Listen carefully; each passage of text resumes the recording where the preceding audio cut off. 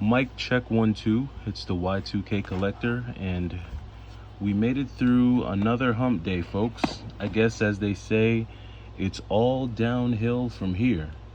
It was a crazy day. It was a busy day. Feels like it's been a really busy week, and it's just crazy because as you get older and you navigate life more and you take on more responsibilities, you find yourself in a space where you have less time to do the things that you actually want to do. And gaming sometimes is a casualty, or becomes a casualty, of just life responsibilities, right? And no matter how much you try, you cannot ignore them. And I guess that's the reason why there's seasons. There's seasons where you might spend more time gaming and playing games and enjoying them, and you might have a season where you're doing maybe a little bit more on the collecting side and building up that collection. But the question that I'm often asked is, are you a gamer or a collector? And I don't really know if there's a difference between the two, because when you're a collector, I don't know if there's ever a time when you're not collecting. I mean, do you have to be buying something or collecting something every second of the day in order for you to stay a collector? I don't think so.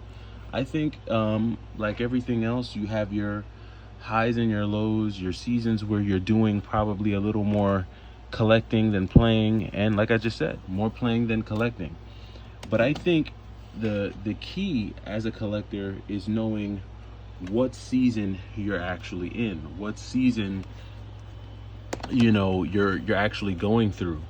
And it's okay to be more in a collector space, especially when the opportunity is there, because you don't always get the same opportunities as a collector. There are times when you might discover a new location, or you might meet a new friend, make a new acquaintance, and meet someone who is in a position to give you a good deal, who's in a position to help you find games that you're looking for, or games that you've been trying to add for quite some time. And that's a little bit of where I'm at. So I've kind of hit a season where there are certain games that I've been trying to add back into the collection.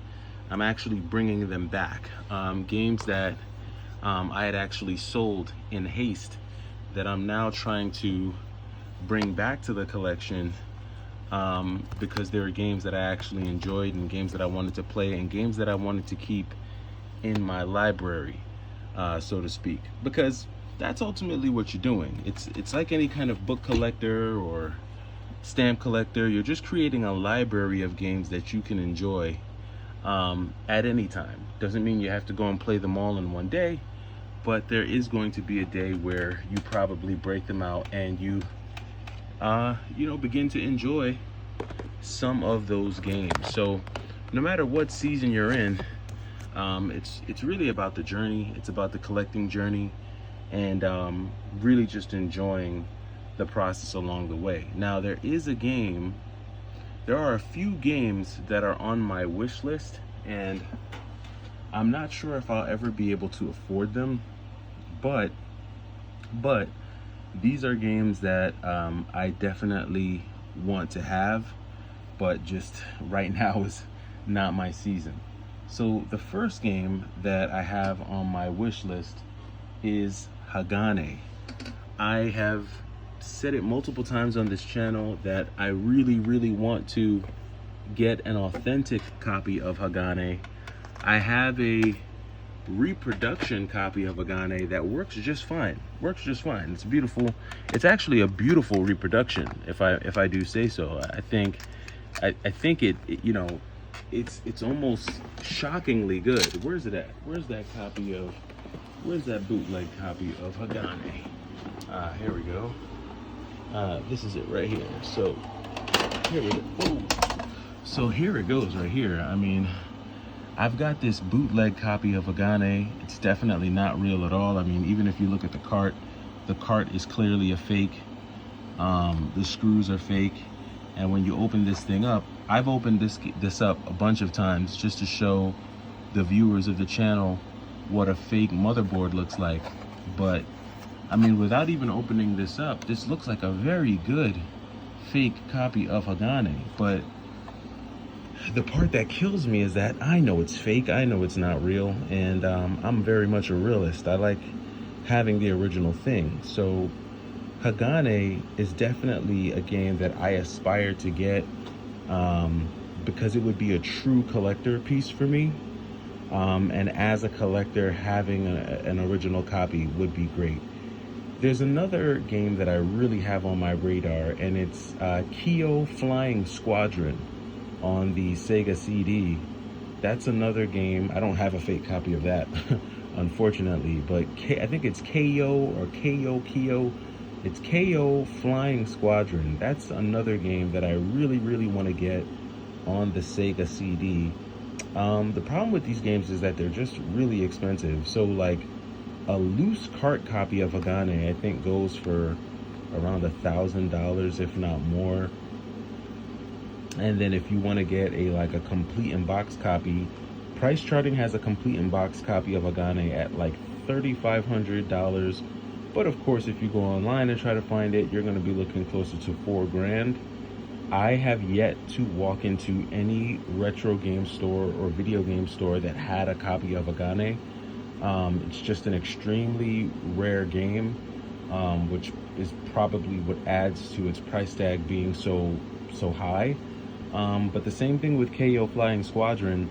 I've never walked into a game store, and I've been to a lot of game stores. I've been to a lot of conventions, and these are games that I've never seen out in the wild.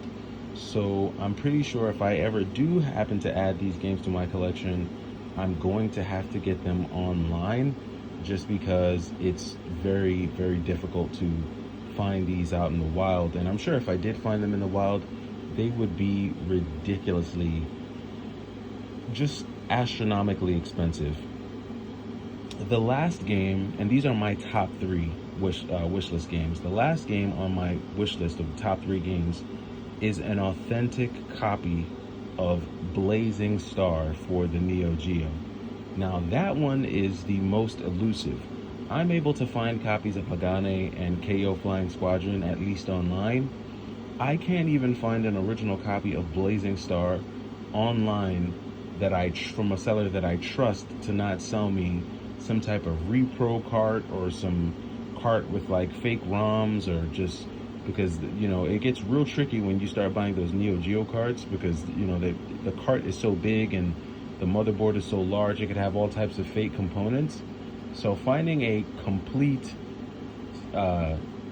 authentic copy of Blazing Star has truly eluded me, and that's a game that I'd be willing to sell half my collection to get. I'd be willing to trade someone half of my collection to get a copy of Blazing Star. That's how much I really want that game. So those are my top 3 games. If there's anyone watching this who's interested in a trade, I've got some things that I'd be willing to trade for a copy of any one of those 3 games, because I really want to add those to my collection.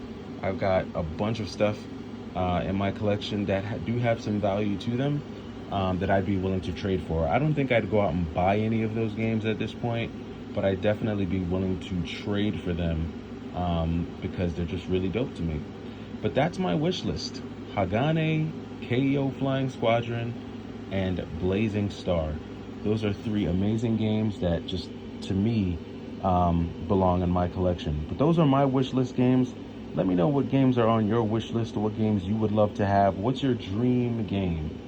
So Y2K Collector, hopefully you had a good week, and I will retire now to go watch the Timberwolves destroy the Mavericks. You all have a good evening.